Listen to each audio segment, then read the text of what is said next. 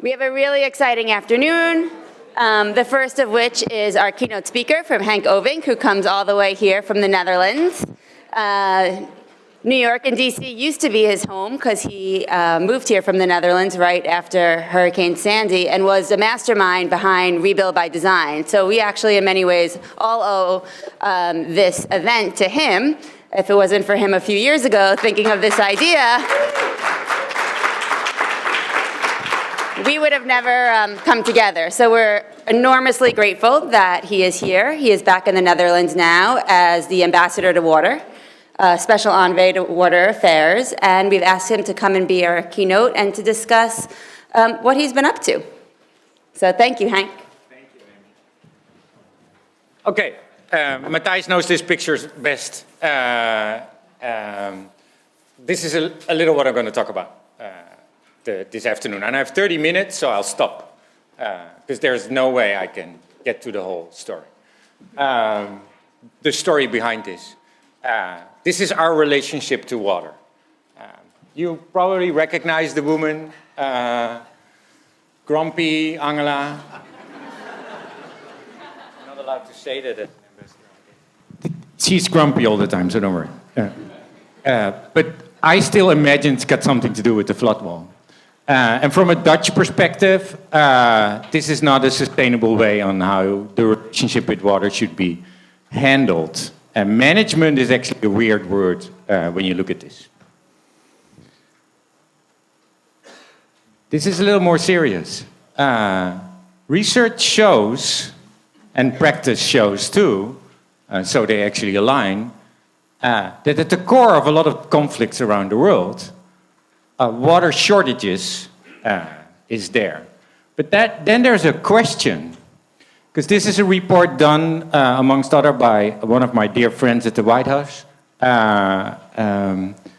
showing that the water shortages increase the conflict in Syria. But part of that is that you can actually say there was no water for the vulnerable communities. Well, poor people live in poor places all over the world, in the United States, as much as in the Netherlands, as in Syria, Asia, Africa. But this is also a matter of mismanagement. So now, before you know it, the absence of water management becomes a dictatorial instrument, which is scary in itself. So mismanagement becoming a weapon of mass destruction. Where are we? This is the Colorado River. Your mighty Colorado River. The river that created the Grand Canyon. Can you imagine? 65 years ago, the Colorado River touched the Gulf of Mexico. And since then, that never happened again. 65 years ago, we were not talking about climate change. 65 years ago, we were not talking about drought event caused by climate change. This is, again, mismanagement. And when we talk about water, we think about pricing and managing it right. Well, the Colorado River is priced. But the impact of that pricing is actually what you see here. This is my beautiful country, the Netherlands. Amsterdam, where swans build nests out of garbage. Now, that's not the image we want to send across the world when you think about tulips and windmills and, you know, flood protection measures, as you engineers of the room might think. This is only 10 years ago, but the image started of the campaign to clean up the canals in Amsterdam. Now our queen swims in the canals, so they better be clean. And she actually started that as being part of that campaign. But water quality is not something only for the developing world. 5-0. Huh. That's tough. It's a little more than what you might imagine. How would we ever bridge that gap? I talked to Klaus in the lunch break, so I might pick up a little doom from that conversation. You can imagine. So, you know, I contextualize it. But 50%, no access to clean drinking water. And this is actually Kenya. the situation that informs and impacts clean drinking water. Kiribati, one of our small island developing states, and we have many of them around the world. They're eaten up by climate change and sea level rise. And some of those places have a next part of sea level rise, which is the relevant sea level rise because of land subsidence. Who knows what the amount of sea level rise actually was in the last 100 years? Klaus, you can't answer. No. He knows. Just shout out. A foot. 20 centimeters. More or less in the room? Very good. It's less than a foot and a little more than 20 centimeters. Do you know what land subsidence in Jakarta is on a yearly basis? 26 centimeters. Yearly. So sea level rise is one, but the way we treat our management, the way we treat our water systems is impacting. The amount of water, when we look at the world, and there's a Dutch astronaut that now does talks, and he says, oh, well, coming back from out of space, looking at this blue planet, it's a lie. Yeah, it's a blue planet, but it's only paint. It's only the surface. It's like carpet. But, you can carpet your house, but if the rest fails, the planet will fail. This is the only water we have. There is no more than that. Actually, there is no more water in the whole world, in the oceans, in the rivers, in our river basins. And interestingly enough, the state of Kentucky, where I used to work, is exactly the size of all the water we can use. So it's an interesting reference, but it's also not a lot. So water is a scarce product, but we don't treat it from that perspective. I work around the world, and now, for instance, in the Gulf region, and the Gulf region is one of the regions where water scarcity is at its most profound.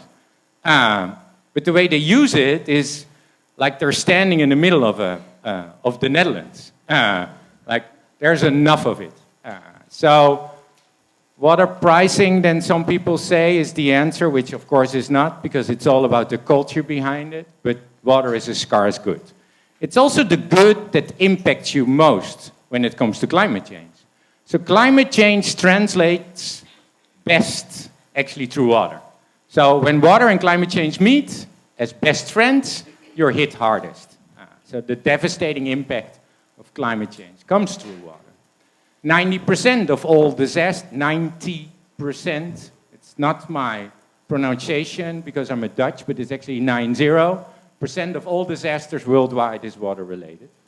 And in the next decades, 2 billion people will be devastated with too much water and almost 2 billion in the next decades for too little water. That's 40% of the world's population gone before 2080. And it impacts our economies already now with 15%. So, to make it a little worse, aquifers, storage tanks of water in our ground system, our soil system, and they can be big, as you can see. 50% of the biggest aquifers are beyond their tipping point. Do you know what that means when something like that is beyond the tipping point? That a natural recovery is impossible. That's beyond a tipping point. So every second, hour, day, or week after, beyond the tipping point is actually worse off than the second day, week, or before. And Alex said that risk in New York and New Orleans are different because although New Orleans will have more hurricanes, the impact of the hurricane in New York is actually far bigger. But in 2050, they crawl towards each other because $209 billion in New York almost meets the 191 in New Orleans. So taking then the rapid increase of frequency when it comes to these storms, I think New Orleans just caught up New York. And that's the image of the future, where the places where we live, the cities, are on the edge. scary picture. This is research done by Professor Hallekatte and group from the World Bank. Miami leads the list, $278 billion at risk, no plan. I just had an hour-long conversation on Miami before I entered this room. Might become a plan, you never know. The Netherlands is on the list as well, but we have a plan. But being on the list still is tough. But what strikes me of this research, and what strikes me of the image, is the map of Africa. Look at Africa. No red bulbs, only small ones. So that means that if the only reason we invest in resiliency measures is economic, if we focus on a benefit-cost analysis, a model of investing in our future, we won't invest in Africa. And if we don't invest in Africa, and you look at population growth and urbanization, and you project 2050, and look at the world who actually will live, the percentage that will live in Africa, we actually fail and let go of them. So if money is the only driver to act as mankind we failed in the past, we will fail again. So the World Economic Forum put water crisis in the top 10 over the last decade. Last year it was number 1 for 2015. Now it's number 1 for the next 10 years. So water crisis being the number 1 global risk for the next decade. But look at number 2, 3, 4, and 5. So if water is the number 1 global risk for 10, then the failure of us, so that comes from our past, you could say. Then on our current day practices, the failure of us to mitigate and adapt, which is, a clear and present danger, you could say, is a best second. And then extreme weather events, pretty much related to water crisis, is third. And then food, well, without water, yada, yada, yada, yada. So, this is the world when you look at water crisis, and red is not a good color. Then the other thing is, we flock, we live together, we move to cities, we urbanize. It's a weird process, actually. It's only happening in the last, centuries, not the way before. So it's interesting. Bruce Katz said it's the metropolitan moment. We think of cities of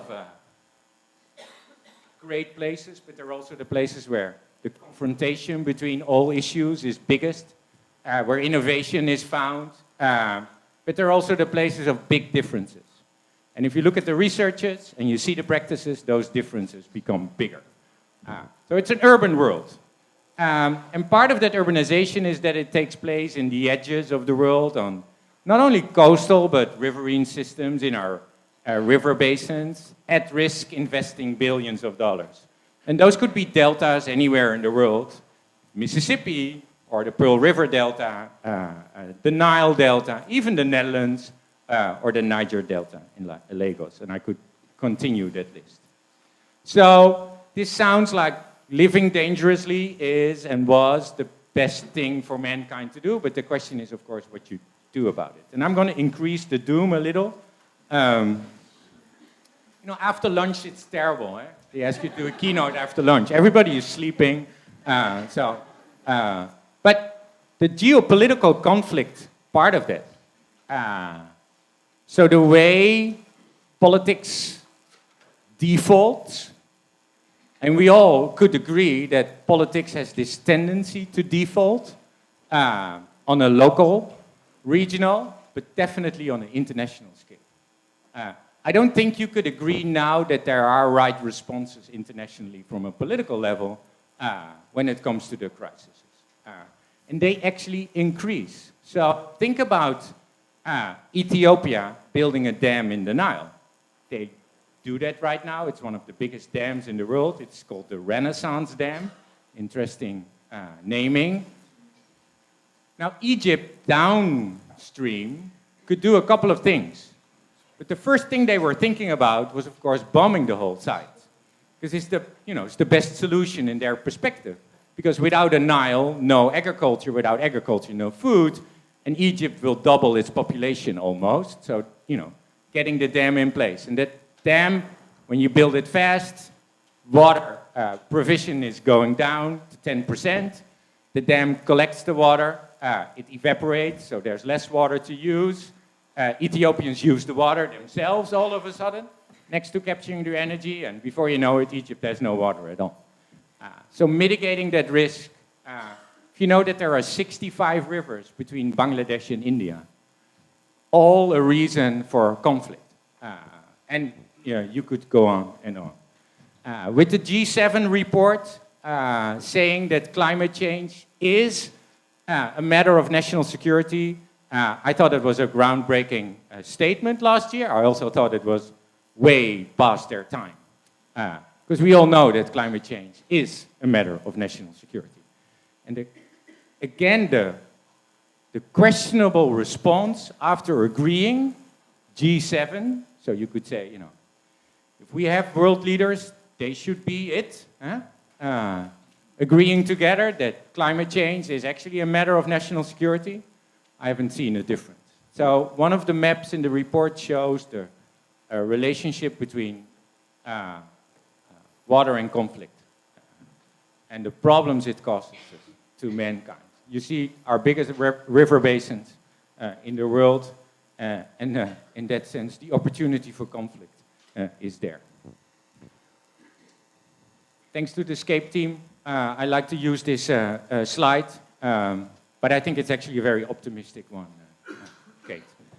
You developed it during Rebuild by Design, trying to add up all the risks in such a way that the past looks complex, but the future looks untangible when you think of this. If you add a little more of those challenges, the future becomes impossible. Now, I think this is the switch in the presentation where I go from doom to gloom to the bright side of the world. I don't know if I'll manage, but we'll see. This is the World Economic Forum report. It says, and it's not new because it collects all the data and research we do. Likelihood and impact, very important. Both increase, likelihood and impact, both increase when it comes to crises. So we'll have more, and it's going to be and feel worse. And then we talk about any crisis. Failure to mitigate and adapt, water crisis, climate change, man-made environmental disasters, refugee crisis, interstate conflict, etc., etc., etc. They all increase in likelihood and impact. So when you wake up at night sweating, you have a nightmare, and you think of Klaus or Henk, it's the left side of the slide. Yeah. But then, if you think about your practices, you, designers, planners, engineers, decision makers, in the field of making connections, you're on the right side of the slide. Because the same report shows there are clear interdependencies between those risks, both in their origin, mitigation, and their impact, adaptation. So, although the world's future is dark, the salvation lies within connecting the dots. And this is exactly where design comes in. So although the World Economic Forum does not so much talk about the power of design, it does address the failure of good planning, which is, getting close. They perceive it as a risk, but the opposite side is the better we understand those interdependencies on the local, regional, urban scale, the better we will become in mitigation and adaptation. And this is exactly where, when you wake up smiling, you're not thinking of your loved one, but actually on the World Economic Forum risk report. But it's, moving from one side of the slide to the other is kind of a challenge, right? It feels, sometimes like Baron von Münchhausen, picking, I could never do this. a wig would actually come up. Yeah.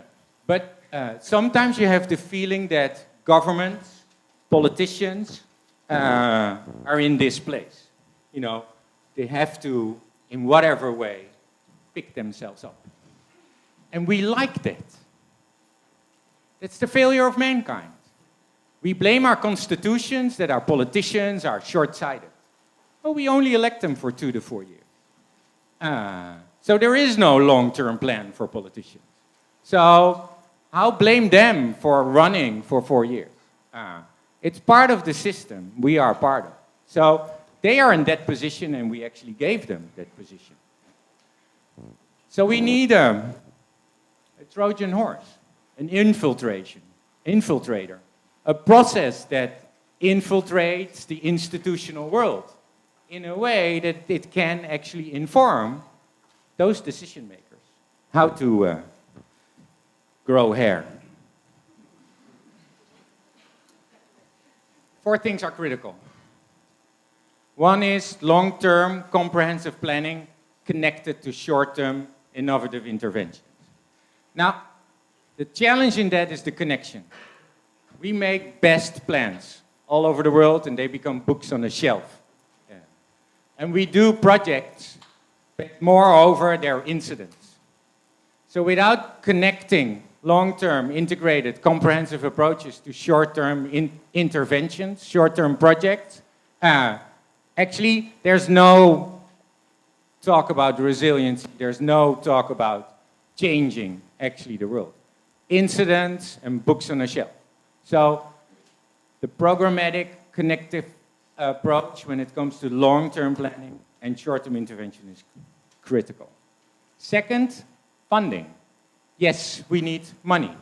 Money is necessary to implement projects.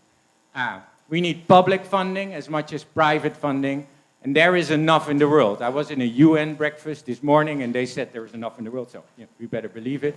But there is. National governments, local government, businesses, investors, pension funds, all over the world have enough money to actually deal with it. But there's a tough challenge here.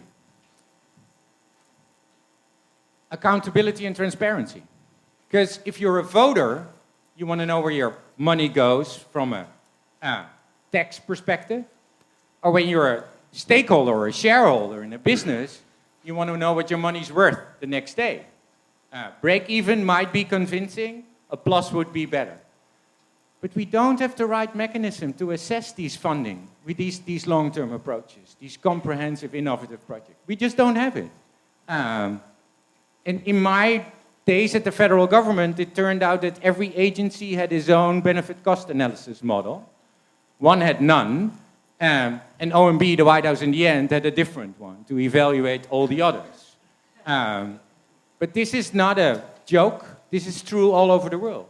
So investing in the right way of assessing those projects and plans is going to be critical to allocate the funding to those projects. That's collaborative, but the process should be far better than only collaborative. So that's 3. Inclusive. Professionals don't understand people. I'm very sorry. No, it's scary. I heard it again. You know, talk to the community to get our projects approved. No. People around the world know damn well what their needs are and know better and have better experience than any professional in these processes. How do you really get to a collaboration? Is there anyone in the room that takes the public serious when you step into a process? Or still are we, from a professional point of view, too arrogant to really connect?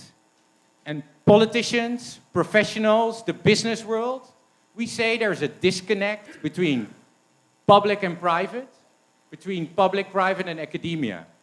Bullshit. We all understand each other very well. We speak the same language, and we choose to disagree and not connect out of our own interests. But we know what the other one is saying.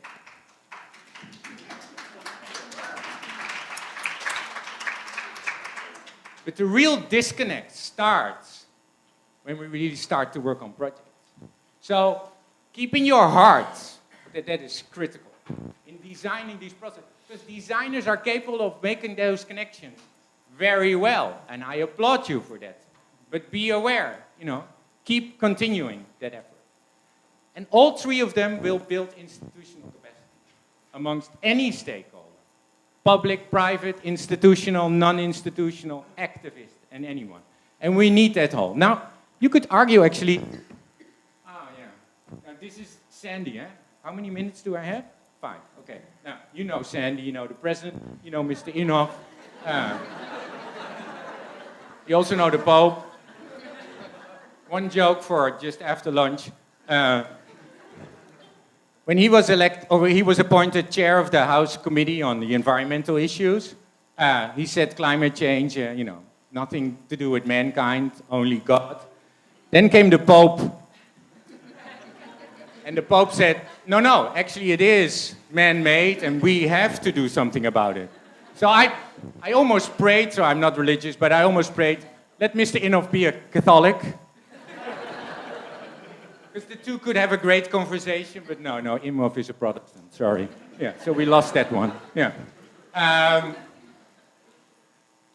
not going to show all this. It's too...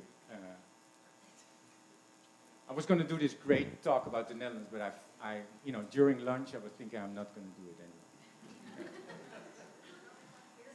Yeah, this is how I travel the world.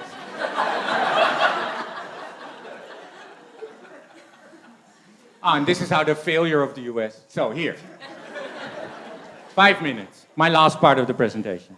Yeah, I have to choose. So in the middle is design. And I use this.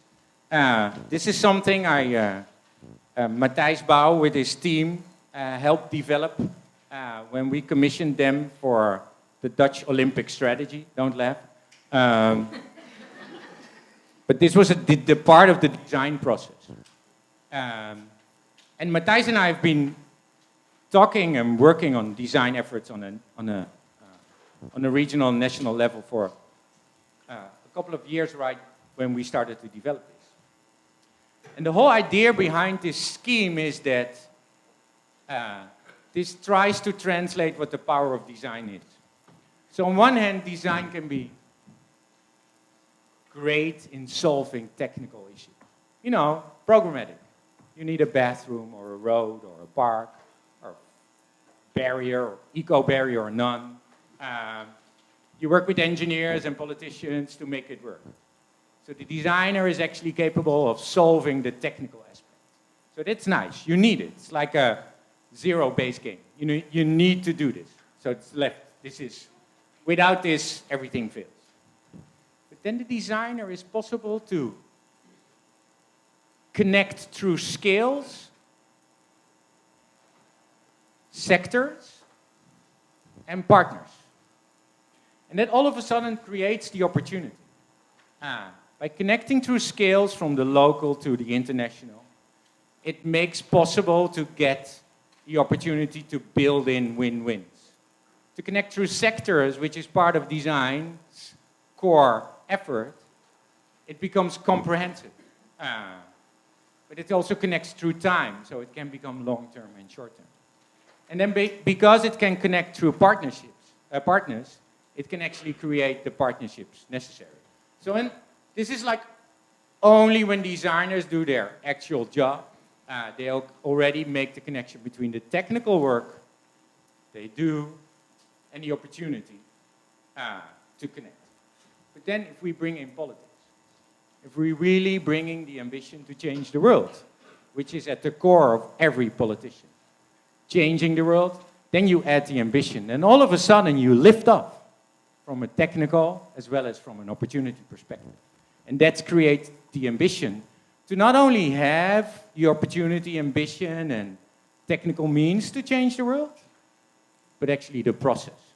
So, terrible slide, but it was the only way I could do it. Yeah, Mattjias will help me next time.